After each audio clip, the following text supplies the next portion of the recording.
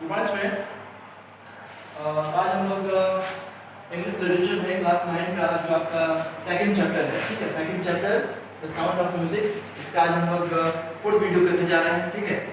और इस fourth video में हम लोग जो है पैराग्राफ नंबर भी 4 ही स्टडी करेंगे, ठीक है।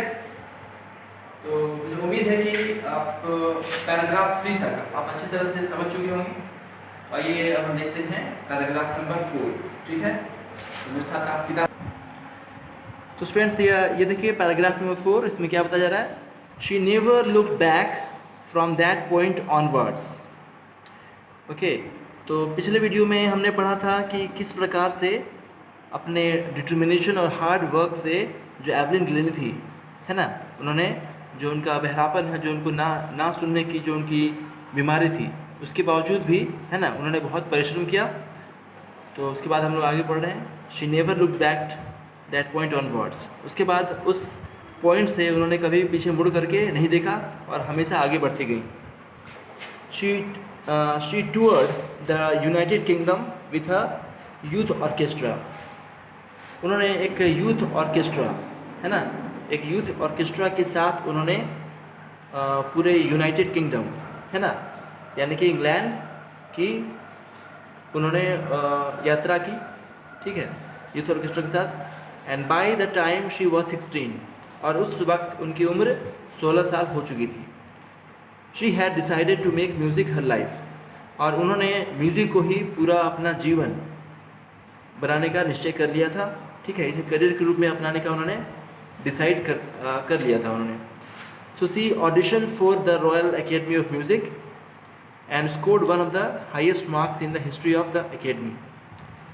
उसके बाद उन्होंने रॉयल एकेडमी ऑफ म्यूज़िक में म्यूज़िक सीखने के लिए उन्होंने एडमिशन के लिए उन्होंने एप्लीकेशन दिया, एंड उसके लिए उन्होंने ऑडिशन दिया, ठीक है। ऑडिशन का मतलब क्या होता है स्टूडेंट्स? ऑडिशन का मतलब होता है कि उन्होंने अपना टेस्ट दिया, ठीक है, एक तरह का एडमिशन टेस्ट कह सकते हैं, क्योंकि उन्हें एक बहुत ही प्रतिष्ठित रॉयल एकेडमी ऑफ म्यूज़िक में उनको हिस्सा लेना था, ठीक है। इसमें एक बहुत ही विश्व प्रसिद्ध एकेडमी है म्यूज़िक की, तो उसमें एडमिशन के लिए स्टूडेंट को ऑडिशन देना पड़ता है, तो उन्होंने वही दिया, ऑडिशन दिया उसके लिए, है ना। और इसके ऑडिशन के टेस्ट में she scored one of the highest marks in the history of academy. तो रॉयल एकेडमी ऑफ म्यूज़िक के पूरे हिस्ट्री में, पूरे इतिहास में, वो जो एवलिन ग्लेनी थी, उन्होंने सबसे ज़्यादा नंबर लाया, ठीक है, सबसे हाईएस्ट मार्क्स ला करके उन्होंने ऑडिशन टेस्ट पास किया, तो ये एक बहुत बड़ी बात है।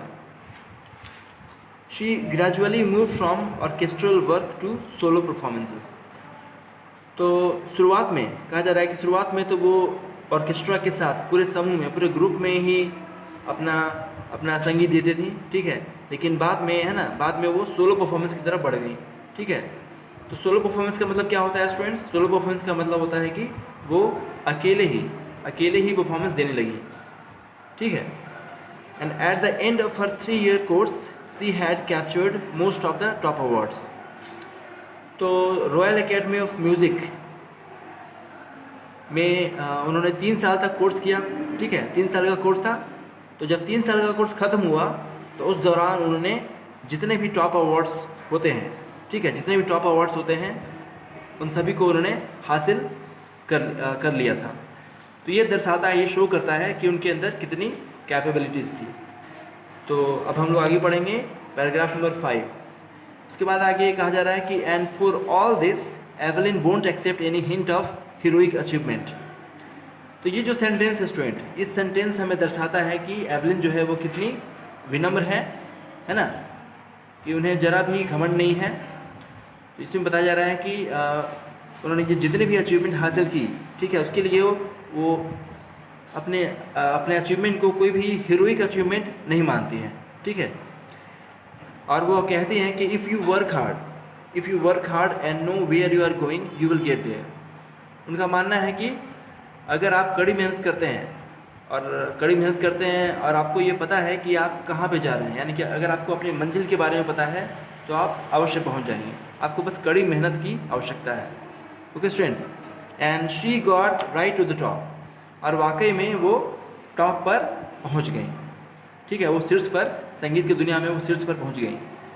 The world's most sought after multi percussionist with a mastery of some 1000 instrument.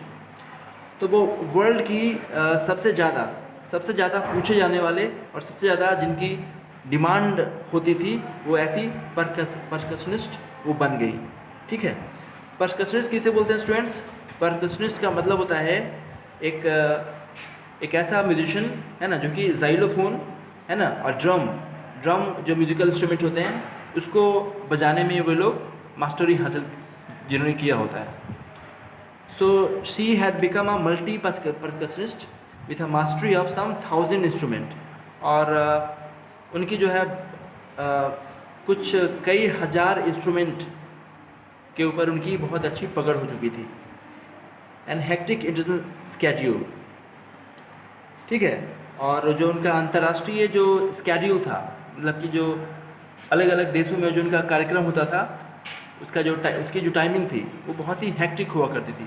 यानी कि उनके पास ज़रा भी समय नहीं रहता था। वो बहुत ही एक बिज़ी और एक ऐसी कलाकार बन चुकी थी जिनका बहुत ही नाम है, सम्मान है, और जिनका बहुत ही व्यस्त दिनचर्या होता है। ठीक है स्टूडेंट्स, ये हमने अभी आज पैराग्राफ 4 और 5 का हमने अध्ययन किया, और अगले वीडियो में मैं आपको आगे के पैराग्राफ में आपको बताऊंगा। ओके स्टूडेंट, तब तक इसको आप ठीक से स्टडी कीजिएगा। कोई क्वेश्चन हो जरूर पूछिएगा। Thank you.